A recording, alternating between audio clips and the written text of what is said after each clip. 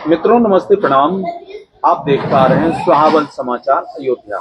इस समय हमसे बात करने के लिए मिल्कीपुर विधानसभा के उपचुनाव के समाजवादी पार्टी से प्रबल दावेदार श्री सूरज चौधरी जी हमारे साथ मौजूद हैं बात करने के लिए। आज हम इनसे बात करेंगे कि कौन है सूरज चौधरी, कैसे राजनीतिक क्षेत्र में आए, कहाँ इनकी शिक्षा दीक्षा हुई और राजनीति में आते आते सीधा आप विधानसभा का चुनाव लड़ने की जो इच्छा है आपके मन में कैसे जागृत हुई। और चूंकि इतना कंपटीशन है मिल्कीपुर विधानसभा में, ऐसे में सूरज चौधरी अपने आप को कहाँ पाते हैं, ऐसी क्या खूबियां हैं सूरज चौधरी की जो उनको विधानसभा लड़ने के योग्य बनाती हैं। एक तरफ जहां समाजवादी पार्टी के अवधेश प्रसाद वहां से इस्तीफा देकर सांसद बन चुके हैं, वहीं पर उसी सीट से सूरज चौधरी जी अपने आप को प्रबल दावेदार मानते हैं। जनता भी इनके सहयोग में दिख रही है। तो इन सब बातों का उत्तर लेते हैं श्री सूरज चौधरी जी से। सूरज चौधरी जी हमारे साथ हैं बात करने के लिए मौजूद। ये और कहीं के नहीं, ये मिल्कीपुर विधानसभा के ही रहने वाले हैं। इन सब बातों का उत्तर देने के लिए आज हमारे साथ बात करने के लिए मौजूद हैं सूरज चौधरी जी। सूरज चौधरी जी, सबसे पहले सुहावल समाचार में आपका स्वागत है। अयोध्या समाचार के सभी साथियों को नमस्ते प्रणाम। सूरज चौधरी जी, जनता आपसे जानना चाहती है आखिर कौन है सूरज चौधरी, कहाँ के रहने वाले हैं, कैसे आप आए राजनीतिक क्षेत्र में। बिल्कुल मैं अपने विधानसभा एवं जनपद के साथियों को बताना चाहूँगा, सभी वहाँ के जो हमारे साथी हैं उनको बताना चाहेंगे कि मैं आप लोगों के बीच से हूँ, एकदम गरीब परिवार से हूँ। जो मिल्कीपुर विधानसभा है वहीं है परसपुर सथरा गाँव, वहीं से मैं बिलोंग करता हूँ। मेरा घर परिवार वहीं पे है और वहीं रानापुर इंटर कॉलेज है, वहाँ से मैंने पढ़ाई की। कुछ पढ़ाई मैंने इलाहाबाद से की, उसके बाद जो इलाहाबाद यूनिवर्सिटी से। वहाँ के हमारे जो तमाम साथी जो मेरे साथी पढ़ लिख करके बड़े हुए हैं, मैं तो थोड़ा सा कहीं इधर उधर करके अपना कुछ काम धंधा कर रहा हूँ, लेकिन जब हम नाके पे रहते हुए अपने साथियों को देखते हैं तो मेहनत मजदूरी लेबर का काम करते हैं तो बड़ी तकलीफ होती है। मैंने सोचा कि मैं थोड़ा सफल हुआ हूँ, अपने अन्य साथियों को जो हैं गरीब लोग हैं, हमारे जो सहपाठी हैं, उनको भी हम मदद करके अपने बराबरी पे लाएं, उनका हाथ जो है अपने साथ में, अपने जैसे हम सफल हो रहे हैं वैसे उनको भी सफल बनाएं। तो इसीलिए ऐसा दिमाग में आया कि मुझे भी जो है चुनाव लड़ना चाहिए। ऐसा सोच करके जो है बसपा में मैंने बहुत लंबे समय तक काम किया और जो संभव हुआ लोगों की मदद भी की और फिर चुनाव की आशा के साथ लगातार कई वर्षों तक काम किया। बाद में बीएसपी से मुझे कैंडिडेट घोषित किया गया और चुनाव को काफ़ी मजबूती से हमने वहाँ पे प्रचार वगैरह किया और काफ़ी बढ़ने लगा चुनाव।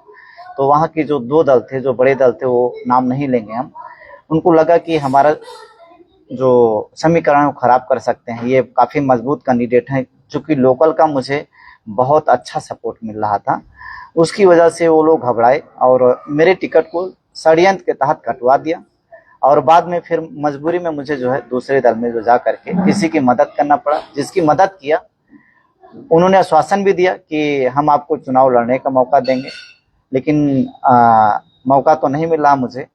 बट हमने अपने स्तर पे जो मेरे से संभव हुआ, मेरे को बोला गया कि आपको जो है राष्ट्रीय अध्यक्ष से मिलवाया जाएगा और कई सारे आश्वासन दिए गए। मिलवाने तक का जो है जरा से भी प्रयास नहीं किया गया कि ऐसा न मिलवा दें तो ये अपनी बात जो है वहाँ पे रख देंगे। तो मेरा जो पारिवारिक जो नुकसान है, हम अपने बच्चों को, जो बच्चे हमारी ख्याल से राजनीति में अच्छे सक्रिय नहीं, लोगों के बीच में कम रहते हैं, नहीं रहते हैं, तो उनको वहाँ पे लॉन्च करना चाह रहे हैं। चूँकि हमने चप्पल घिसा मिल्कीपुर के लोगों के बीच में, लगातार मैं जुटा रहता हूँ, लड़ता हूँ। मैं एकदम आम, जैसे आप लोग हैं हमारे जो साथी अयोध्या समाचार को देख रहे हैं, ऐसे ही आप लोगों में से हूँ। मेरी कोई राजनीतिक पृष्ठभूमि नहीं है, ना मैं कोई नेता होता हूँ, साधारण आदमी हूँ। लोगों के बीच में जो मेरे को नॉलेज है उसके माध्यम से उनको जागरूक भी करता हूँ और उनकी मदद भी करता हूँ। लगातार हमें लगता है कि बचपन से जब से हमने कदम संभाला, जिस भी लायक रहे, अपने साथियों के साथ हमेशा उनके साथ खड़ा होता हूँ और पूरी उनकी मदद करता हूँ। इसी वजह से वहाँ मिल्कीपुर की जो जनता है मुझे पसंद करती है। ये बात आम तमाम सर्वे में आ रहे हैं, तमाम रिपोर्ट्स में आ रहे हैं, और सारी पार्टियां भी जान रही हैं कि हाँ, सूरज चौधरी वहाँ पे लोगों के बीच बने रहते हैं, अच्छा सामाजिक कार्य कर रहे हैं। इनको मौका मिलना चाहिए। एक तरफ से आज जो स्थिति है मिल्कीपुर की खास करके हम बात करें तो वहाँ पे क्षेत्रीय जनता एक तरफ से मेरे पक्ष में है, अन्य लोगों को नकार रही है। पिछले ही चुनाव में लोगों ने 2 प्रत्याशी थे वहाँ पे, एक बीजेपी के थे, एक अदर पार्टी के थे जिस दल में हैं, तो दोनों को नापसंद कर रही थी और मेरा नाम काफ़ी हाईलाइट था, काफ़ी लोग लाइक कर रहे थे कि हाँ, ये कैंडिडेट आए तो ये हमारे स्थानीय निवासी होंगे। और हर कोई लगभग मेरे से 1 to 1 परिचित है। मेरे नात रिश्तेदार, मेरे हित मित्र, मेरे दोस्त, मेरे सहपाठी सब वहीं के रहने वाले हैं, तो किसी को कोई परिचय बताना पड़ता नहीं है। इसीलिए वो मेरे साथ कदम से कदम मिलाकर खड़े थे। इन्हीं सब चीज़ों को देख करके मुझे राष्ट्रीय अध्यक्ष जी से, श्री माननीय अखिलेश जी से नहीं मिलाया गया कि ऐसा ना मिलाएंगे तो ये अपनी बात रख देंगे, और राष्ट्रीय अध्यक्ष जी जो हैं बहुत अच्छे हैं, वो सही चीज़ों को समझ जाएंगे तो फिर कहीं ऐसा ना हो कि इनको भी मौका दे दें। और ये बहुत अच्छा काम कर रहे हैं क्षेत्र में, लोग ऐसा चर्चा करते हैं, लोग बताते हैं, जैसा फीडबैक मुझे मिलता है, तो फिर उससे उनका जो पारिवारिक जो फ्यूचर को लेकर के कहीं नुकसान न करें हम, इसीलिए मेरे को बाईकाट रखा गया। राष्ट्रीय अध्यक्ष जिसे 2-3 साल से मैं कह रहा हूँ नहीं मिलाया जा रहा है। यदि मुझे मौका मिलता है तो बिल्कुल मुझे वहाँ से मिल्कीपुर से वहाँ विधायक बन करके कोई चाह नहीं है, मुझे कुछ नहीं चाहिए विधानसभा से। मैं 10-15 लड़के जो हैं वहाँ पे एक ग्रुप बनाऊंगा, मेरी जो पेंशन होगी, विधायक की जो सैलरी होगी, तीनों ब्लॉकों पे उसका एक ग्रुप बना करके उसका जो गरीब बच्चे हैं उनकी शिक्षा दीक्षा पे खर्च करूंगा। विधायक का जो निधि होगा उस हर ब्लॉक पे, तीनों जो ब्लॉक हैं वहाँ पे मैं लिखूंगा, और वही हमारे 10-15 लड़के होंगे, वो अपना पूरा हर गांव का सर्वे करके रिपोर्ट देते रहेंगे। महीने में 3 बैठकें करेंगे, हर ब्लॉक पे एक बैठक हर महीने होती रहेगी, और उस रिपोर्ट के आधार पे ही काम करूंगा। मिल्कीपुर विधानसभा का विधायक बन करके मुझे कुछ चाहिए नहीं, मैं मेरे जो वहाँ तमाम गरीब साथी हैं उन्हीं के लिए कार्य करना चाह रहा हूँ। विधायक बनूंगा तो वहाँ की राजनीति की पूरी जो नीतियाँ हैं, व्यवस्था है, उसको मैं बदल के रख दूंगा। मुझे चूंकि वहाँ से कुछ नहीं चाहिए, मुझे वहाँ सैलरी नहीं चाहिए, वहाँ मुझे पेंशन नहीं चाहिए, सिर्फ अपने लोगों के लिए मैं वहाँ पे चुनाव लड़ना चाह रहा हूँ। अगर ये मौका दिया तो ऐसा ऐसा काम करूंगा ना कि जो विधायक, सांसद, मिनिस्टर ना वो शर्माएंगे कि ये बंदा तो ये गड़बड़ क्या कर रहा है, साला पेंशन भी नहीं ले रहा है और क्या बोलते हैं सैलरी भी नहीं ले रहा है, ऊपर से जो पूरी निधि जो अभी उनके खाते तक ही सीमित रहती है, वही अपने खाते में जानते हैं कि हमारे खाते में कितना रुपया है, विधायक के खाते में कितना रुपया है। वो मैं हर ब्लॉक पे लिखवा दूंगा, ब्लैक बोर्ड पे लिखवाऊंगा, ताकि हमारे जो विधानसभा के निवासी हैं वो जाने कि कितना रुपया विधायक के खाते में आ रहा है, कितना खर्च हुआ है, और क्या क्या योजनाओं पे हम खर्च कर सकते हैं, उसका वो प्रस्ताव दे पाएं उसके अकॉर्डिंग। ऐसा नहीं करूंगा कि नलका मांगने के लिए आए तो मैं नलका ही दे दूं उनको, नहीं, मैं बताऊंगा उनको कि इतना विधायक निधि में मौजूद है, ये श्यामपट पे लिखा हुआ है, आप लोग देखें और इसके हिसाब से प्रस्ताव बनाएं, उसको मैं उनके अकॉर्डिंग ही खर्च करूंगा। पढ़ा लिखा हूँ इसीलिए कोई बहुत ज़्यादा घुमा नहीं सकता है। आपके जो भी मुद्दे होंगे, मिल्कीपुर के मुद्दे या फिर जनपद के मुद्दे, जो हमारे हित मित्र यार दोस्त हैं, मुझे बहुत विधानसभा में ही नहीं, अब हमारे कहीं भी साथी हैं तो उनके साथ हमेशा मैं शुरू से मैं लड़ता रहा हूँ। उनके हर जायज़ काम में उनके साथ खड़ा होता हूँ, अपने दोस्तों के साथ में, अपने परिचितों के साथ में, या जो हमारे दोस्त नहीं भी हैं मैं उनके साथ भी लगातार, अगर कोई उनकी समस्या है तो उनके लिए मैं लोगों से फाइट करता हूँ।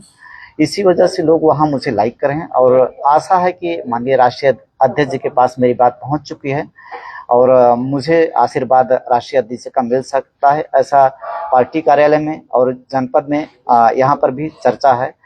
हम भी पूरा अपने हिसाब से जी जान से लगे हुए हैं कि मुझे मौका मिले तो मैं भी लोगों की सेवा करूं, और पूरे मिल्कीपुर की जो राजनीति है जो अभी तक चलती आ रही है, जो उनका दुख दर्द है, जो बाहर के लोग जा करके यहाँ से सिर्फ वहाँ चुनाव लड़ने तक के लिए ही जाते हैं, मेरा घर परिवार, मम्मी पापा, मेरा विद्यालय, सब कुछ वहीं पे मौजूद है, तो उनको कहीं मुझे खोजना नहीं पड़ेगा। बिल्कुल मैं हमेशा उन्हीं लोगों के बीच का हूँ, और मैं उनके लिए बहुत बेस्ट कर सकता हूँ, जो अन्य लोगों ने नहीं किया, जो उनसे कमियां रह गई होंगी उनको मैं बहुत अच्छी तरीके से कर सकता हूँ। भगवान श्री राम की नगरी है, और मुझे पूरा यकीन है कि जैसे भगवान श्री राम का आशीर्वाद जो है माननीय हमारे सांसद जी को मिला है, तो हम भी भगवान से याचना करते हैं कि मुझे भी अगर ये अवसर मिलेगा तो मैं भी सेवा करूंगा जी जान से। अपने हमारी जो देवतुल्य जनता है उनके लिए बिल्कुल ये चुनाव मैं उन्हीं के लिए लड़ना चाह रहा हूँ। बिल्कुल हमारे जो तमाम साथी हैं मैं उनको देखता हूँ ना तो मुझे लगता है जैसे मैं सफल हूँ उनको भी होना चाहिए और वो हो सकते हैं।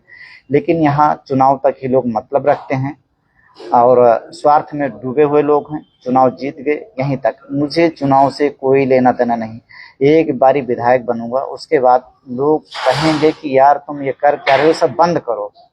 ऐसा काम कर जाऊंगा कि वहां पे 20 मेरे जैसे विधायक बन जाएंगे, अपने आप में वो विधायक होंगे। हर सच के लिए वो लड़ेंगे, सही काम के लिए लड़ेंगे। जो तमाम आरोप लोगों पे लगते हैं इन आरोपों को एकदम इतना पारदर्शी रखूंगा ना कि इसका मौका ही लोगों को नहीं दूंगा। जब पूरा लेखा जोखा अपना जो विधायक निधि है वहां पे रखे रहूंगा कि देखो भैया इतना पैसा आया खाते में, आप 15 लोगों की टीम है और जो सक्षम अधिकारी होंगे उनको उसमें शामिल करूंगा और उनके अनुसार उस पैसे को गांव वाइज क्षेत्र में जो है खर्च किया जाएगा, उनके विकास में खर्च किया जाएगा। एक और हमारी इच्छा है, एक हमारे मित्र हैं श्रवणजीत कनौजिया जो हमारे गांव के प्रधान हैं, हम लोग बिल्कुल छोटे छोटे थे तभी से साथ में हैं, तो वो चंदन का पेड़ लगाते थे। एक हार्दिक इच्छा है कि मेरे दोस्त ने बहुत सारे चंदन का पेड़ लगाया, यहाँ की गवर्नर के मकान में लगाया, माननीय राष्ट्रीय अध्यक्ष जी पूर्व मुख्यमंत्री अखिलेश जी के मकान में लगाया।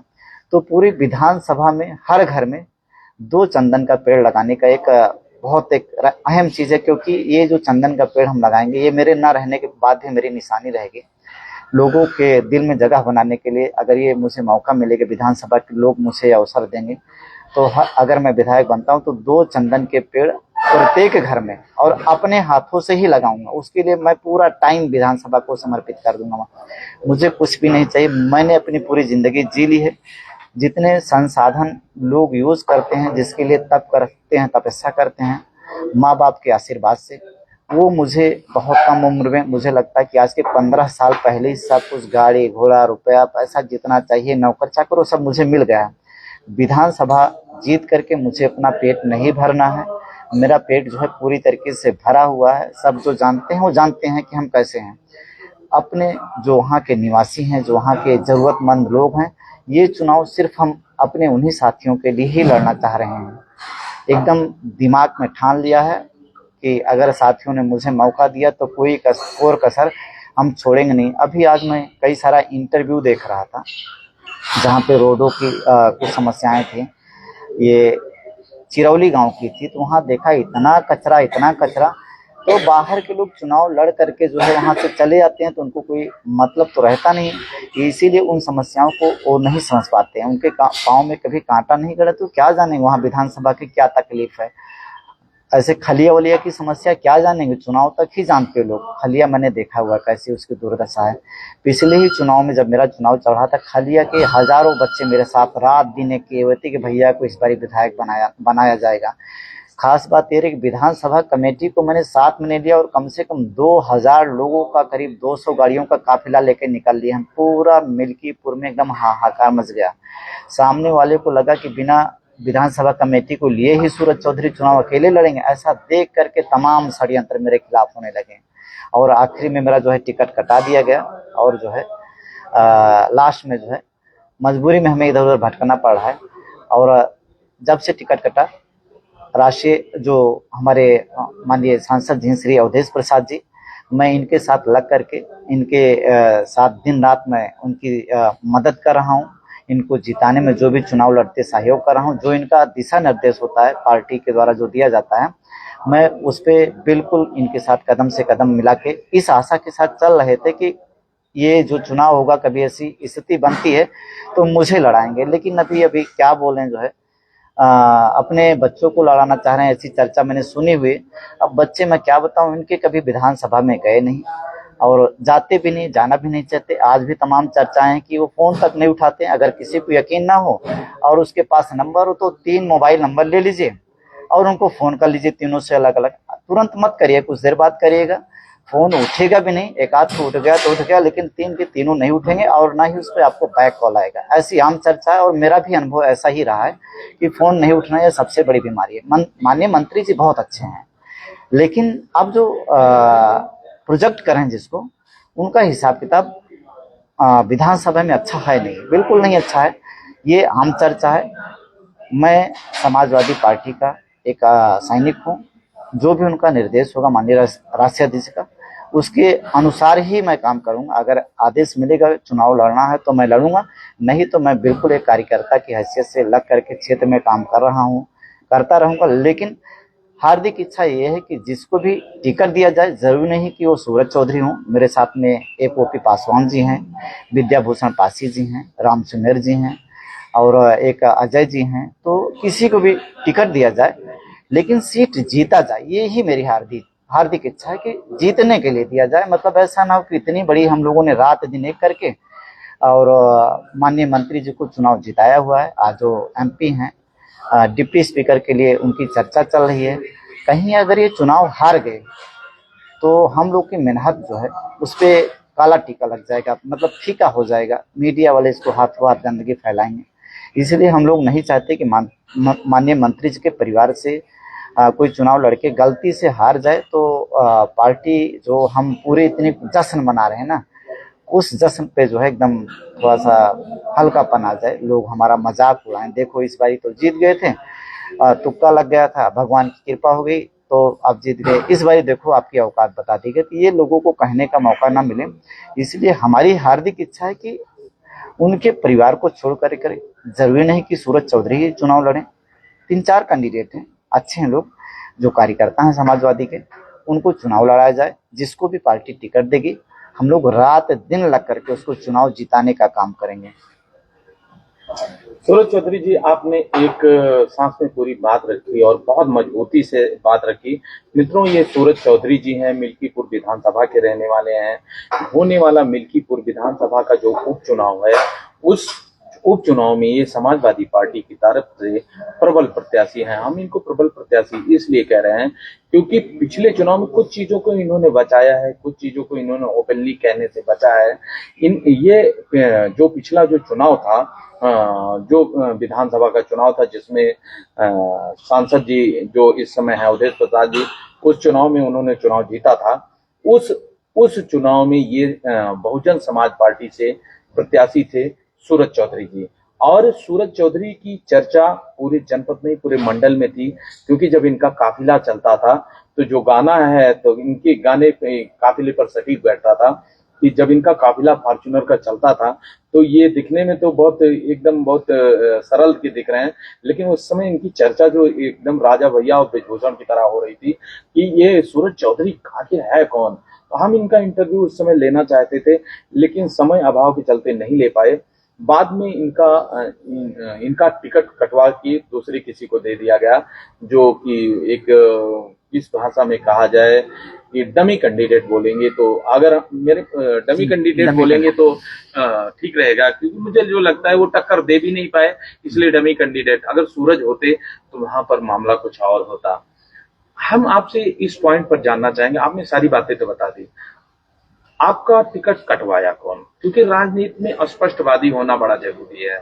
जनता भी जानना चाहती है कि जब सूरज चौधरी इतनी मजबूती से 100 फॉर्च्यूनर लेकर चल रहे थे, पूरा तहलका मचाए हुए थे चुनाव में मिल्कीपुर में, तो ऐसा क्या कारण आ गया, कहाँ पे कमजोरी आ गई जो आपका टिकट कट गया?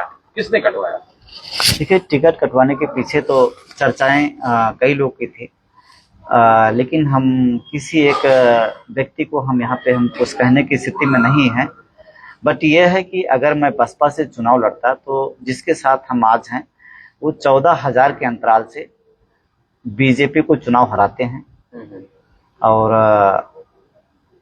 जो बीजेपी का कैंडिडेट है, जितना वोट तो उससे पहले पा करके जीता था, उससे 7,000 वोट एक्स्ट्रा और ज्यादा बढ़ करके पा करके चुनाव हार जाता है। तो कहीं ना कहीं अगर हम बसपा के कैंडिडेट होते तो जो विनर कैंडिडेट है वो हार जाता, निश्चित रूप से हार जाता। तो मेरे जवाब में ही मेरे आपके प्रश्न का उत्तर छिपा हुआ है। समझदार समझ रहे होंगे हम जो कह रहे हैं। मैं किसी को, चूंकि मेरे पास कोई ऐसा ठोस प्रमाण नहीं कि कैसे कट गया, मैं अपनी किस्मत को ही दोष दूंगा। मैं उस स्थिति में आशंकाएं व्यक्त की जा सकती है कि हाँ, टिकट षड्यंत्र के तहत ये हुआ। और अगर आप लड़ते तो अवधेश प्रसाद जी चुनाव ना जीतते, कन्फर्म है, मैं कम से कम चुनाव में त्रिकोणीय वहां का मुकाबला हो जाता। तो जो सीट जीतने के लिए 14-15 हजार जो वोट मिले हुए हैं वो एकदम से जो है मिलने से रहे, मिलते नहीं, क्योंकि बीजेपी का कैंडिडेट तो जितना वोट पाया था उससे 7,000 वोट और ज्यादा बढ़ के उसको मिला था, फिर भी वो चुनाव हार गया। बसपा का कैंडिडेट, चूंकि मैं वहां प्रबल दावेदार था, बहन जी ने मेरा टिकट काट दिया, तो जो मेरे समर्थक थे, मैं जिस दल में गया करीब 20-25 हजार, वो उसी दल में वोट कर दिए, उसी दल में वोट कर दिए। आज भी वो मेरे फैंस हैं, मेरे तमाम हित मित्र हैं, नात रिश्तेदार हैं, वहाँ के जो लोकल मेरे से जुड़े हुए हैं, जिनके साथ मैं रात दिन लगा रहता हूँ। मेरा बेस वोट है 10-15 हजार। जैसे बाहर कोई भी कैंडिडेट आएगा किसी भी दल का, जैसे मैं बात करूं अभी जो कैंडिडेट 1-2 चर्चा में है कि उनको उतारा जा सकता है, तो वो आएंगे तो सिर्फ पार्टी का वोट पाएंगे, व्यक्तिगत उनका किसी का कुछ नहीं है, व्यक्तिगत किसी का कुछ नहीं है। लेकिन मैं अपनी बात करूं, चूंकि मैं उसी विधानसभा को हूं जिसकी भी कहीं नात रिश्तेदारी हित मित्र होते हैं, तो कुछ ना कुछ वो ट्रस्ट करके वोट करते हैं। चूंकि मैं सामाजिक कार्यों में हमेशा सक्रिय रहता हूं, इसीलिए वो फैन फॉलोइंग मेरी काफी ज्यादा है। सूरज जी कहते हैं कि आज की विधानसभा वही जीत सकता है जिसका 25-30-40 हजार वोट खुद का हो, मानते हैं इस बात को? 30-40 हजार वोट तो मैं नहीं कह पाऊंगा, हाँ, लेकिन आपका अपना एक स्ट्रक्चर होना चाहिए जिससे आप वहां पे मजबूती से चुनाव लड़ पाए। अगर स्ट्रक्चर नहीं है, 10-5 हजार फॉलोअर आपके नहीं है, आप अचानक कूद करके दूसरी विधानसभा से जाकर के वहां लड़ने लगते हैं। जैसे अभी अजीत भैया की मैं बात करूं, तो अजीत भैया क्षेत्र में कहाँ जाते हैं, आप बात करिए, नहीं जाते हैं। उनको 5-6 लोग हैं, ऐसा लोग कहते हैं कि उन्होंने कहा कि भैया आप चुनाव जीत जाओगे, आप विधायक हो गए। इसी में वो चुनाव लड़ना चाह रहे हैं। और मुझे लगता है कि ऑलरेडी वो एमपी हैं, मतलब जिसके पापा एमपी हैं, स्पीकर होने जा रहे हैं, डिप्टी स्पीकर होने जा रहे हैं, किसी भी ऑफिसर के पास जाएंगे तो वो उनको रिस्पेक्ट देगा। तो विधायक का वहां पे उनके लिए कोई मतलब रह नहीं गया है। वो अगर जो और कार्यकर्ता हैं, अगर उनको ये मौका देते, हाँ बिल्कुल, अगर उनको ये मौका देते तो इनका जो कद है समाज के लोगों के बीच में एक बहुत अच्छा मैसेज जाता है कि हाँ, इन्होंने इनके मन में, दिल में समाज के जो युवा हैं उनके प्रति भी अच्छी भावनाएं हैं। तमाम जो चीजें हैं उसको लेकर के एक बहुत पॉजिटिव मैसेज आता है। लेकिन अगर अजीत भैया मिल्कीपुर का चुनाव लड़के हार गए तो ये चुनाव तो हारेंगे, अपना 27 भी खराब कर लेंगे। 27 में चूंकि हम लोगों की सरकार बनने जा रही, समाजवादी पार्टी की सरकार बनेगी, और ये चुनाव हार गए तो राष्ट्रीय अध्यक्ष जी फिर इनके टिकट पे हो सकता है विचार करें, क्योंकि इससे पहले भी बहुत सारे चुनाव हारने की चर्चाएं हैं इनके क्षेत्र में, छोटे बड़े चुनाव के। तो इनको फर्स्ट तो हम यही आग्रह करते हैं, माननीय मंत्री जी से भी बहुत आग्रह किया, 2 साल से आग्रह करते आ रहे हैं चुनाव लड़ने के लिए, और इसी शर्त पे हम पार्टी में शामिल भी हुए थे, और आपकी तरफ से आश्वासन भी मिला था कि हम आपको जरूर विचार करेंगे, हम आपके जो होगा हम सहयोग करेंगे। अमित भैया से भी मैंने बोला, और पार्टी के जो भी वरिष्ठ लोग, मैं सभी से लगातार कहता आ रहा हूँ। 1-2 कमेंटमेंट इनकी तरफ से कहा गया था राष्ट्रीय अध्यक्ष से मिलाने के लिए, बार बार वो मेरे को बड़ा चुभता है कि हाँ, इतना 2 साल से इनके साथ लगे रहे। भी इस उपचुनाव में मेरे को वहाँ लखनऊ बुलाया गया कई बारी, मैं लखनऊ अपने कई सारे साथियों के साथ गया कि मुझे राष्ट्रीय अध्यक्ष जी से मिलाया जाएगा। इनके डर के आगे विधानसभा कमेटी के लोग मुझे पसंद तो खूब करते हैं, वो मेरे साथ भी हैं, पूरी कमेटी मेरे साथ है। सिर्फ इनके मुंह पे सामने, चूंकि ये सांसद हैं, कोई डायरेक्ट विरोध नहीं कर रहा, लेकिन जहां ऐसे बात आ रही, लोग कह रहे हैं आपस में एक दूसरे से बात करें, पार्टी कार्यालय पे सिर्फ मेरी चर्चा है। लोगों को लगता है कि अगर राजनीति में एक ही परिवार पूरी तरीके से यहाँ पे हावी रहेगा तो आम जो यहाँ के समाज को जो युवा हैं उनको कभी मौका नहीं मिलेगा, निराशा, उनके अंदर निराशा है। पार्टी कमजोर होगी। अभी एक ही परिवार के संपर्क का वोट मिल रहा है। वो चाहते हैं कि हम अभी विधायक थे, हम एमपी हो गए, अब सांसद हो गए। अगर वो विधायक होते तो लड़ते, फिर लड़ते, एक बारी नहीं 1000 बारी वो लड़ते, हम कभी नहीं करते। लेकिन अब आप एमपी हो गए, हम लोगों ने आपको रात दिन लग करके जिताया। और हमने एक बड़ा इंटरेस्टिंग बात है, मैं आज के करीब 15 दिन पहले माननीय मंत्री जी से मिला, जो है सांसद जी से, अभी जब चुनाव जीत गए, मैंने कहा कि सांसद जी अब चुनाव मुझे लड़ाइए, आशीर्वाद दीजिए। तो कह रहे हैं कि आपको जो है, आपको उसी का साथ देना जिसको पार्टी टिकट देगी। कितनी विचित्र बात। हमने कहा मेरे लिए भी थोड़ा कर दीजिए वहां पे। दोनों लोग को मैंने कहा कि मुझे भी ले चल के मिलवा दीजिए, पार्टी जिसको टिकट देना होगा देगी, उसको लड़ाइएगा। आप उन्हीं का क्यों, जैसे वो आपके बच्चे, हम भी तो आपके बच्चे हैं, मेरे लिए भी टिकट के लिए कह दीजिए, पार्टी जिसको टिकट देगी उसको आप हम लोग भी लड़ाएंगे या फिर पूरी विधानसभा लड़ाएंगे। तो इस विषय पे मेरे को कोई उत्तर नहीं दिया गया। थोड़ा मतलब हमें लगता है कि इग्नोर किया गया। हाँ, इग्नोर किया गया मतलब जो है। और मैंने तो कह भी दिया, हमारे और जो साथी हैं जो टिकट मांग रहे हैं, रात दिन समाजवादी पार्टी के लिए लड़ते रहते हैं, जमीन पे काम करते रहते हैं, वो तो अपनी हिम्मत भी नहीं कर पा रहे हैं वहाँ कहने के लिए कि हम कहेंगे तो ऐसा ना हो कि मेरा जो पद प्रतिष्ठा है वो भाजन का शिकार हो जाए। तो इसीलिए वो बेचारे डर रहे हैं कि बड़ा नुकसान हो जाएगा, इसलिए वो कुछ भी अपनी बात भी नहीं कह पा रहे हैं। डर क्या, दहशत हो गई इसमें? दहशत है ही, हिम्मत किसकी है टिकट मांगने के लिए। मैं ही डरते डरते गया, पता नहीं मेरे साथ क्या करेंगे। मैं तो डर रहा हूँ, पार्टी में मैं टिकट मांग रहा हूँ तो अभी तो मेरा फोन और बातचीत करना, कहीं कई दफा मैं कोई किसी का मदद मांगने के लिए फोन ऑन कर देता था तो रिस्पांस आता था, पता नहीं अभी आए कि नहीं, थोड़ा सा संदिग्ध है, फोन तो कम ही उठता है। चलिए, आपका चैनल सुहावल समाचार अयोध्या पर आप इस समय लाइव हैं और लाखों लोग आपको देख रहे हैं इस समय और आपकी बातों को सुन रहे हैं। आपकी जो राजनीतिक लड़ाई थी इतने दिनों की, उसको समझने का प्रयास कर रहे हैं कि सूरज चौधरी किस तरह से बसपा प्रत्याशी, बहुजन समाज पार्टी का प्रत्याशी होना अपने आप में बहुत बड़ी बात है विधानसभा का। उस पार्टी से आप प्रत्याशी रह चुके हैं। अच्छा, ये बताइए, अवधेश प्रसाद जी ने आपको आश्वासन दिया था, आपने एक वीडियो भी मुझे दिखाया जिसमें वह स्वागत कर रहे हैं और आश्वासन दे रहे हैं कि आप लोगों का स्वागत है, भविष्य में जो भी जरूरत पड़ेगी आपके लिए खड़े रहेंगे। क्या उस बात पर कायम है वो? कायम की बात, जैसे मेरे पास तमाम टेस्टेज हैं, इन्होंने 3-4 कमेंटमेंट किए थे, इनके लड़के ने भी, जैसे इन्होंने बताया, सबसे जैसे मैं शामिल हुआ तो बोला कि भैया सबसे पहला पास जो आपकी गाड़ी में लगेगा, हम विधायक बनेंगे पापा तो पास वास से कोई मतलब नहीं है, लेकिन ये पास के लिए मतलब पूछिए मत। बहुत दौड़ाया, कई बारी मेरा नंबर लिया गया, गाड़ियों की आरसी मांगी गई, बहुत बारी।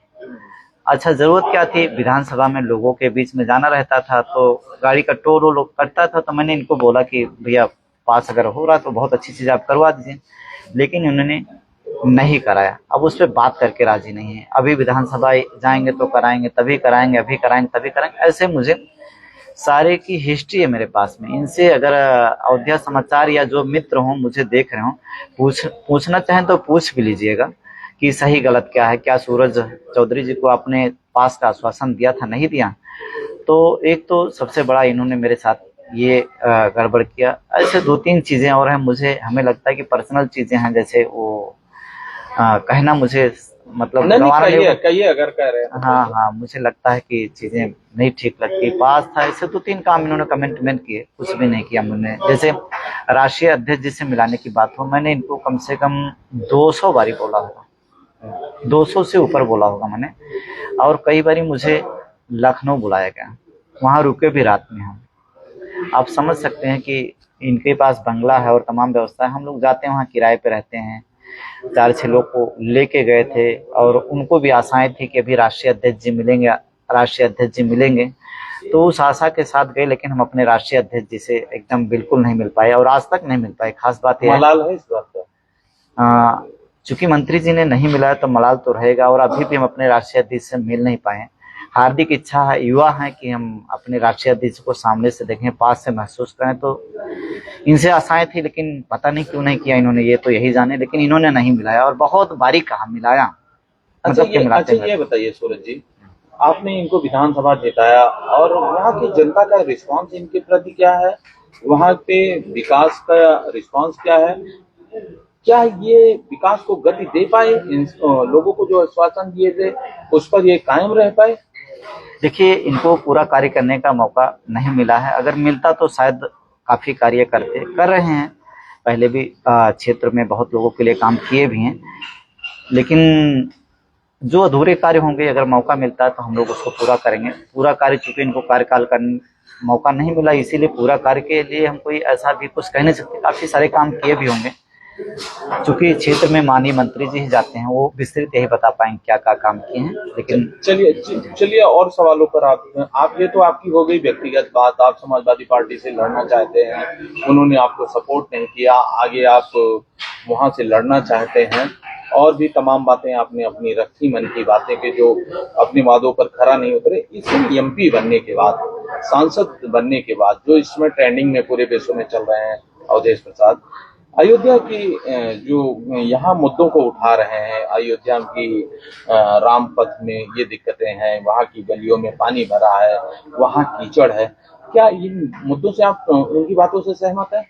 बिल्कुल, पूरी तरीके से जो मुद्दे उठाए जा रहे हैं, चूंकि यहाँ की जो सरकार है पूरी तरीके से भ्रष्ट है, पूरे पैसे का एकदम छीछा लेदर कर रही है, पूरे प्रदेश में जो कार्य करके, खास करके अयोध्या में ऐसा मतलब काम कर रहे हैं, क्या बताएं। अगर आप कभी जाइएगा, देवपाली से एक मेडिकल कॉलेज की तरफ रोड जा रहा है, वहाँ पे फाइबर की सीटें लगाई गई हैं, नीचे फाउंडेशन में काफी बड़ा रुपया खर्च किया गया है और वो तोड़ तोड़ के इधर उधर पड़े हुए हैं, तो पैसे की बर्बादी हो रही है। बहुत सारे बोतल पाम के पेड़ लगाए गए हैं, पेड़ आज लगाए जाते कल खोद के फेंक दिए जाते हैं, तो ये पैसा तो जनता का ही है, उसको बर्बाद किया जा रहा है। तो माननीय मंत्री जी के इस कदम में हम लोग हर तरीके से उनके साथ में हैं, और जो अयोध्या विधानसभा की आवाज उठा रहे हैं वो काफी सराहनीय भी है, और ऐसे मुद्दे को उनको लगातार उठाते रहना चाहिए। बिल्कुल, ये हम लोग आशा करते हैं। यहाँ की जो एटीट्यूड था भारतीय जनता पार्टी का, लोग तंग आ गए थे। बहुत लोगों के मुंह से हमने सुना, यार यहाँ का प्रत्याशी जो है वो हमसे वोट नहीं मांगते थे, लोगों के सुख दुख में शामिल नहीं होते।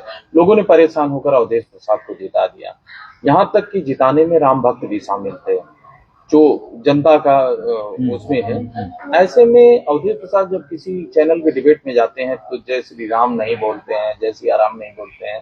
इस पर आपसे स्पष्ट उत्तर जानना चाहेंगे। देखिए, जो चैनल वाले उनका इंटरव्यू इस विषय में लेना चाहते हैं, वो निजी बीजेपी को फायदा पहुंचाना चाहते हैं, इसीलिए उनसे वो जय श्री राम बुलवाना चाहते हैं, जिससे बीजेपी को फायदा हो। वो एक ठप्पा टाइप पे उनको लगाना चाहते हैं। जय श्री राम बोलने से कुछ नहीं होता है, जय श्री राम दिल में होना चाहिए। आप उनके जो मतलब मर्यादाएं हैं उसके अनुकूल खुद को जो है अपने आप को प्रदर्शित करो और उसी हिसाब से काम करो, वो होता है। जय श्री राम बोलना बहुत जरूरी नहीं है। तो ये तो जो चैनल वाले इस टाइप का क्वेश्चन पूछते हैं वो उनके मतलब उनके फायदे के लिए। अच्छा, ये सब वाले मान चुके हैं कि जय श्री राम टैग है इसमें बीजेपी का। एक्चुअल में बीजेपी ने जो धर्म को बीच में ला करके घुसेड़ दिया, उससे हिंदू धर्म का बहुत भयानक नुकसान हो रहा है। उन्होंने राजनीति को धर्म में जो है मिक्स कर दिया, ये बहुत नुकसान हो रहा है। जो बीजेपी का कोई विरोध करता है, समझो कि वो सनातन का विरोध करने लगा है।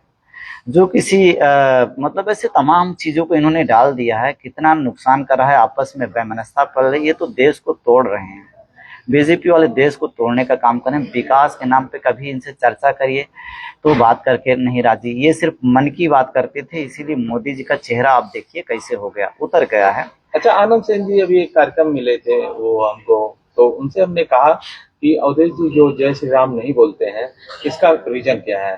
तो उन्होंने कहा जय श्री राम तो अकेला नहीं बोलना चाहिए, साथ में सीता जी का नाम होना, जय सिया राम बोलना चाहिए। तो इस पर क्या कहना चाहिए? हाँ बिल्कुल, हमें लगता है कि जय सिया राम ज्यादा बेस्ट है। और जय श्री राम तो लोग एक अकरार का नारा टाइप का बना लिया, वो बीजेपी का नारा है एक तरीके से। जय श्री राम बोलना बीजेपी के नारे जैसा इन्होंने उसको मिक्स करके एकदम गंदा कर दिया है, गंदा करते जा रहे हैं। मतलब ये नहीं करना चाहिए। जय जो श्री राम है वो सभी के आदर्श हैं, और मतलब उसको बीजेपी का ठप्पा लगा करके हिंदू और ये सब प्रचार करना, मुझे लगता है कि ये गलत मानसिकता के साथ ये दुष्प्रचार हो रहा है, ये नहीं होना चाहिए। चलिए दूसरा सवाल लेते हैं आपसे। ये बताइए, आप अवधेश जी तो आपको लड़ाना नहीं चाहते, ऐसा लगता है आपकी बातों से। वहीं पर लोकसभा में इनके पक्ष में उतरे नहीं आनंद सेन यादव जी, पूरे लोकसभा में वो कहीं नहीं दिखे, क्योंकि उनके भाई भी लड़ रहे थे तो वो तटस्थ थे एकदम, जिसको अंडरग्राउंड आप कह दें तो ज्यादा ठीक रहेगा। तो क्या आपको आनंद सेन जी का साथ मिल सकता है? हाँ, उनका पूरी तरीके से साथ मिलेगा, और ये कहना गलत होगा कि आनंद सेन जी ने इनका साथ नहीं दिया। अगर आनंद सेन जी इनका साथ नहीं देते तो चुनाव इनका और मुश्किल होता, ठीक है ना। जो उस विधानसभा में 7,000 वोट से जीत गए हैं, अगर आनंद सेन जी चाहते तो और वो नुकसान करते। उन्होंने कभी इनका विरोध नहीं किया कहीं पे, ठीक है। सगा भाई, हाँ मैं विधानसभा की बात कर रहा हूँ, लोकसभा की बात कर रहा हूँ। तो उनका भाई लड़ रहा था, क्योंकि वो उसकी अपनी व्यवस्था थी, अपना एम था, लक्ष्य था कि मुझे चुनाव लड़ना है। तो उसको उन्होंने हो सकता है मना भी किया रहा हो, तो उसको नहीं बैठा सकते। मेरा सगा भाई लड़ने लगेगा, उसको लगेगा मैं जीत जाऊंगा, तो एक होता है ना कि महत्वाकांक्षा, तो उसको नहीं मना कर पाए। लेकिन कभी इन्होंने आनंद सिंह भैया ने इनका विरोध नहीं किया, अभी चुनाव जीते हैं। ये गलत चीज है, किसी के दिमाग में ऐसा गलत फहमी हो कि अकेले चुनाव जीत गए, तो ये पूरी तरीके से गलत है। इन्होंने कभी बुलाया क्यों नहीं आनंद सिंह जी को? क्यों मंच उनका मिल्कीपुर घर है, वहाँ के रहने वाले हैं, प्रभावशाली हैं, इतना आधा दर्जन से अधिक बार वो लोग चुनाव जीत चुके हैं, निर्दलीय सांसद उनके पिताजी रह चुके हैं, तमाम एक से एक उनके पास उपलब्धि है, सचिन तेंदुलकर जैसी, तो उनको उन्होंने बुलाया क्यों नहीं?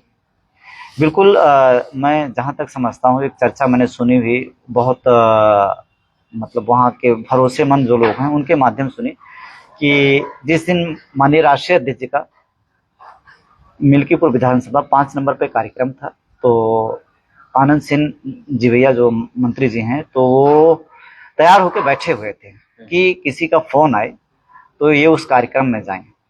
इनकी बात को कहीं दिखाया नहीं गया, और इनको माननीय मंत्री जी की तरफ से कोई फोन नहीं, कुछ नहीं, फॉर्मेलिटी भी नहीं किया गया। जैसे बड़ा कद है और थोड़ा सा जब मतभेद होता है, वैसे रहे तो नॉर्मल नहीं बुलाया जाता, लेकिन अगर मतभेद हो गया तो आदमी को एक बार आमंत्रित करना चाहिए था कि आप कार्यक्रम है, आप यहाँ पहुंचिए। आप भी मानते हैं कि आनंद सिंह जी ने मंच पर न जाकर ठीक किया?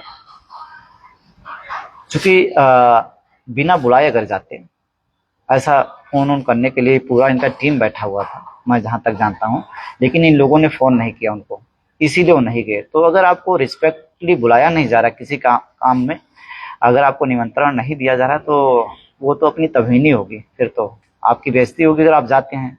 तो इस टाइप की बेइज्जती से उनका ना जाना मुझे लगता है कि ठीक रहा, उनके सम्मान के लिए। उनको अपने सम्मान के साथ समझौता नहीं करना चाहिए था। सम्मान जरूरी है, पार्टी के लोग जो कार्यक्रम कर रहे थे उनको आमंत्रित करना था, उस दिन भी फोन करना था। जैसा मैंने सुना कि वो तैयार होकर बैठे हुए थे, उनकी पूरी टीम जो है तैयार होकर बैठी थी, लेकिन वो उनको फोन नहीं किया गया, तो फोन करना चाहिए था। अच्छा, उपचुनाव में कितनी अहम भूमिका होगी आनंद सिंह यादव जी की? आनंद सिंह जी जिधर रहेंगे, मुझे लगता है कि जिसका भी वो साथ देंगे वही चुनाव जीतेगा, वही, क्योंकि उनकी जो पृष्ठभूमि है, उनके घर परिवार की मिल्कीपुर विधानसभा के उपचुनाव में कहीं ना कहीं बहुत प्रमुख रोल जो है निभाती है, निश्चित रूप से, इसमें कोई संदेह नहीं। अगर कोई संदेह करके वहां पे कदम रखता है तो ये उसकी भूल होगी। आपने उनका आशीर्वाद लिया? हम उनका क्या, हम तो पूरी विधानसभा का और जो हमारे वरिष्ठ लोग हैं सभी का आशीर्वाद ले रहे हैं। मेरे लिए सभी समान हैं, वो भी हमारे लिए रिस्पेक्टेड हैं, और जो भी मिल्कीपुर की जनता है या आप मिले कि नहीं आनंद सिंह जी से? हम आनंद सिंह जी से मिले आशीर्वाद मिला कि ठीक है सूरज जी, आप आइए, जो होगा मेरे से हम मदद करेंगे। अच्छा, ये बताइए, आपने अवधेश जी से प्रयास किया बहुत बार कि मिलवा दीजिए राष्ट्रीय अध्यक्ष जी से, ये काम तो आप आनंद सिंह जी से भी करवा सकते हैं, वो भी प्रभावशाली हैं। आनंद सिंह जी के लिए मैंने कभी कुछ ऐसा किया नहीं कि मैं उनसे आशा रखूं, क्योंकि आपने जिसके साथ कुछ किया होगा आप उसी से कह पाएंगे। जैसे मैंने जिसको वोट किया, अभी जैसे मैं एक मानता हूं कि मैं वोट किया हूं, अगर मैं कुछ किसी के खिलाफ तो मैं बोलूंगा नहीं, पार्टी के अहित में कभी कोई कदम नहीं उठाऊंगा। तो अगर जो है मुझे कभी ये दुत्कारेंगे भी, माननीय मंत्री जी दुत्कारते हैं, इग्नोर करते हैं या कुछ भी कहते हैं, नाराज होते हैं मेरे से, तो मैं कभी इनका जो पिंड है, पीछा है, छोड़ूंगा नहीं, क्योंकि मैंने इनको वोट दिया है, लड़ाया है, रात दिन एक किया है चुनाव जिताने के लिए, एक तो वो मेरा हक है। और मंत्री जी का ये बताइए, यही शिकायत प्रदीप यादव जी की थी कि उनको ले जाए गए, मैं बोलूं आपको, उस दिन का कार्यक्रम था और अमित जी ने, माननीय मंत्री जी ने मेरा लिस्ट में नाम डाला हुआ था, और अजीत भैया का भी नाम था, और एकदम जो है मैं कार्यक्रम में गया तो वहां पे मैं मौजूद था, और सुबह से मैं लगा रहा पूरा दिन। मैंने कई बार पूछा कि जैसे अगर मेरा नाम वहां पे लिस्ट में ना हो तो मैं जा करके जो आगे की सीटें लगी मैं वहां जा करके बैठूं, मतलब जो है उस हिसाब से बैठ जाऊं, यहाँ मतलब अपने लोगों को मैं बोल दूंगा कि हाँ ठीक है। लेकिन मेरे को बताया गया कि आपको मंच पे आना है, वहां पे आपका लिस्ट में नाम है। मैं 2-3 घंटे तक इन लोगों के साथ में परेशान होता रहा। अमित जी तो मंच पे चले गए, बाद में जो है ये लिस्ट को फिल्टर करके मेरा नाम काट देते हैं। मैं काफ़ी टाइम तक परेशान रहा, फिर ये हुआ कि लिस्ट में नाम बोला जाएगा तो अभी आप जाइएगा। फिर बताया गया कि लिस्ट में जिन लोगों का नाम नहीं काटा गया वही लोग जाएंगे। उन नामों को पढ़ा गया तो मुझे पता लगा कि मेरा भी नाम अमित जी ने काट दिया है। किसके इशारे पर काटा? माननीय मंत्री जी काटा, और प्रदीप जी का भी नाम वहाँ से काट दिया गया था। और ये नाम आशा है कि अमित जी ने ही काटा था। और तीसरे से मेरी कोई अच्छा, बहुत ये बताइए, कई जिला पंचायत भी अवधेश जी से नाराज हैं। हाँ, क्या वो लोग आपके साथ हैं? ये बातें जो है थोड़ा हम इस बात को रखना चाहेंगे क्योंकि ये चर्चा का विषय है। फिर हम वापस आ रहे थे, फिर वापस आ रहे, दुखी मन से वापस आ रहे थे। हमारे साथ जो 10, 20, 50 गाड़ी थी सब, चूंकि उनको मालूम था भैया मंच पर जाएंगे, इन्होंने बताया हुआ था, सबके सामने बताया था अमित जी ने। फिर वापस आ रहे थे, अजीत भैया मिले और उनके साथ प्रदीप भैया भी थे। और ये दोनों लोग जो है मेरे को जबरदस्ती पूछा कि कहाँ जा रहे हैं। हमने कहा भैया हम जाएंगे, वापस जा रहे हैं, थोड़ा काम है। तो उनको पता लग गया कि मंच पे नहीं जाने पाए, इसीलिए नाराज होकर जा रहे हैं। फिर रिक्वेस्ट किया कि नहीं भैया आप चलिए, हम आपको मंच पे लेके चलते हैं। प्रदीप भैया भी मेरे को बोले और अजीत भैया भी बोले, दोनों लोग वहाँ पे मेरे को बुला के ले गए। पूरा जिंदाबाद करते हैं हमारा जो दल बल है वहाँ पहुंचा। और अजीत भैया को वहाँ की जो फोर्स थी जैसे अंदर करती है, फिर ये बंदा जो है पीछे मुड़ के नहीं देखता। इसीलिए लगा कि बहुत भरोसेमंद है नहीं ये लोग। ना इन्होंने हम लोगों को किसी का फोन उठाया और पूरे कार्यक्रम में नहीं उठाया। पहले से फोन उठाना इन्होंने बंद कर दिया और फोन उठा रहे थे, लोगों को बुला रहे थे, आम लोगों को बुला रहे थे।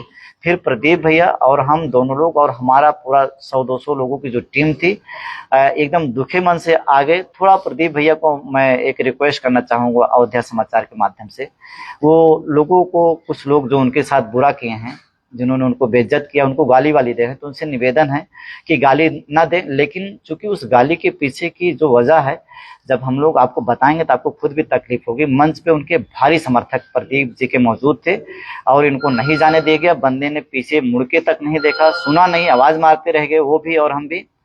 फिर जब रास्ते में लौटे तो उनकी आंखों में आंसू भर आए। मैंने कहा प्रदीप भैया क्यों दुखी हो रहे हो?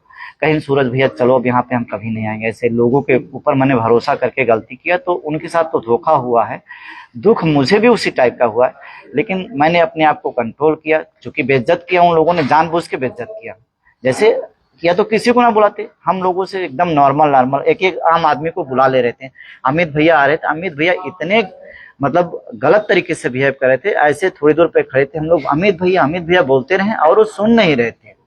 विधानसभा अमित चुनाव, भैया थोड़ा नाम लीजिए, नहीं दो अमित है, एक अमित विधायक है। माननीय मंत्री जी के लड़के, हाँ। माननीय मंत्री जी के लड़के, नहीं तो लोग अमित विधायक समझने नहीं, माननीय अवधेश प्रसाद जी के लड़के। हम लोग ऐसे पास से बोलते रहे, ऐसे इधर उधर देखते रहे, सुने ना, बोले भी ना कि हाँ भैया क्या है सही गलत क्या है।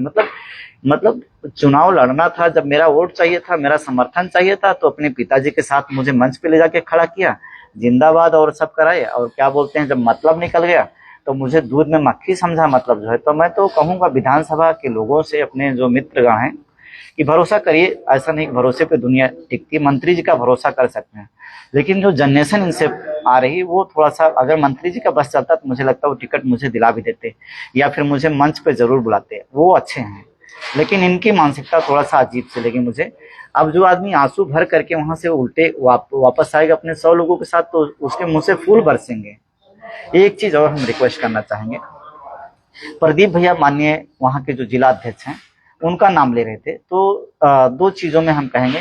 जिला अध्यक्ष जी को इस बात की जानकारी नहीं थी, पारसनाथ यादव जी को, कि उनका कोई दोष हो, चूंकि वहां पे बात नहीं हुई थी। जैसा मेरे उनसे बात हुई कि उनको कोई जानकारी नहीं थी, अगर वो मेरे को फोन करते तो मैं उनको मंच पे जरूर बुला लेता, अगर मेरा दोष होता, मुझे नहीं जानकारी थी। तो प्रदीप भैया जो है जिला अध्यक्ष को शायद वहाँ पे कुछ कह रहे हैं, उनको जानकारी नहीं थी। इसी तरीके से एक कार्यक्रम में थोड़ा सा कहीं पे सही फही का एक कार्यक्रम होता, उस कार्यक्रम में मुझे कहना तो नहीं चाहिए, लेकिन मैं प्रमुख उसमें मौजूद था।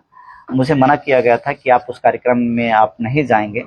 तो उनको खुद भी नहीं मालूम था, जिला अध्यक्ष पारसनाथ यादव जी को, कि वहाँ पे सैफई जाते समय रास्ते में माननीय राष्ट्रीय अध्यक्ष से मुलाकात होगी। तो मेरी हाथ जोड़ करके प्रदीप भैया अगर इस वीडियो को कभी देखते हैं तो उनसे निवेदन है कि माननीय पारसनाथ जी का उसमें कोई रोल है नहीं, इसीलिए हम चाहेंगे कि उनके प्रति जो सम्मानित शब्द हो, हाँ वो बहुत अच्छे हैं और उनके लिए कुछ ना कहा जाए।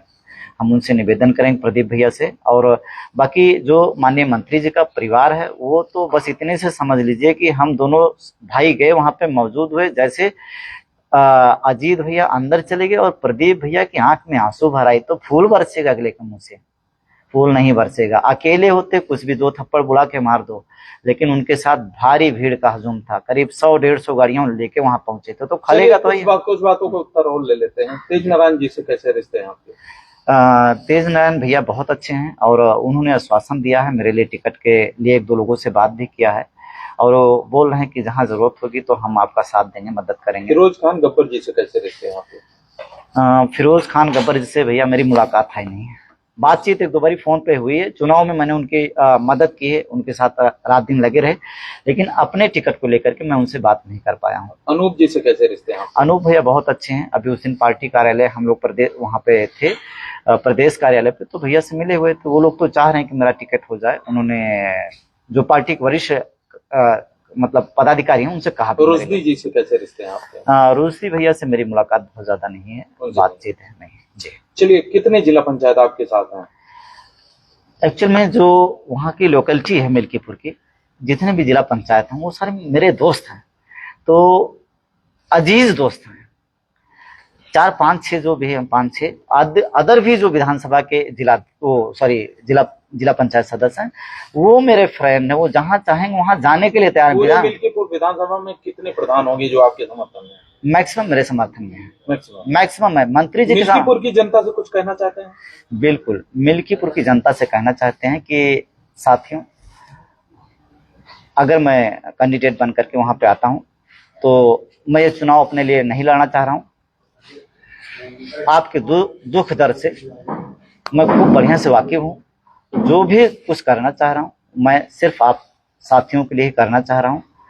मैं आपकी तकलीफों को, दुखों को, अन्य जो लोग हैं उनसे बेहतर समझता हूँ और मुझे कुछ आपसे नहीं चाहिए, सिर्फ आपकी सेवा ही करना मेरा प्रथम उद्देश्य रहेगा जी। सांसद अवधेश प्रसाद से क्या कहना चाहेंगे? सांसद अवधेश प्रसाद, माननीय अवधेश प्रसाद जी से हम कहना चाहेंगे कि जिस तरीके से अजीत और अमित भैया आपके बच्चे हैं, उसी तरीके से हम भी आपके बच्चे हैं और हमने भी आपकी सेवा में, आपका साथ देने में कभी कसर नहीं छोड़ी। ना इस जन्म में हम कभी आपसे कभी हम विरोध में आएंगे। बच्चे हैं, हम आपके विरोध नहीं कर सकते, लेकिन अगर आपको लगे कि हाँ सूरज चौधरी आपके साथ कभी साथ खड़े हो सकते हैं, भरोसा हो, तो एक बारी हमें भी मौका दीजिए कि बिल्कुल हम आपके बच्चे के तरीके, बिल्कुल हम आपके साथ हमेशा कदम से कदम मिला के चलने का प्रयास करेंगे। मैं इस वीडियो में राष्ट्रीय अध्यक्ष जी अखिलेश यादव जी को भी टैग करूंगा।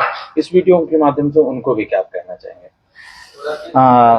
जितने भी हिंदुस्तान में पार्टियां हैं, जो हमारे राष्ट्रीय अध्यक्ष हैं माननीय श्री अखिलेश यादव जी, उनके जैसा कोई नहीं, हीरो, सुपर हीरो। उन्होंने एक जो अपने आप को इतना फिट रखा है, मुझे कोई राष्ट्रीय अध्यक्ष दिखा नहीं। एक तो सबसे बड़ा हम उसे प्रभावित हैं, मैंने दूर से देखा, मिलने की अपने नेता से इच्छा तो मेरी अधूरी है, लेकिन जो फिट रखा दूर से देखने तो वाह क्या बात है। और जिस हिसाब से उनका कार्य करने का तरीका है वो पढ़े लिखों का है। और जो सरकारें हुई हैं उनकी कोई प्रदेश को लेकर के कोई ऐसी व्यवस्था नहीं थी। राष्ट्रीय अध्यक्ष जी पढ़े लिखे हैं, बाहर की दुनिया देखे हैं। ऐसे ही लोगों के हाथ में जो है देश की कमान होनी चाहिए, उनको तो पीएम होना चाहिए था। ठीक है, हम आगे, हम युवा हैं और हमारी पूरी टीम हर तरीके से जो भी संभव होगा अगले चुनाव को लेकर के, पहले तो हम 27 में उनको चुनाव जिताएंगे और आगे का जब चुनाव होगा तो उसके लिए भी हम कमर कस के अभी से तैयार हैं। वो आगे बढ़े, हम उनके साथ हैं।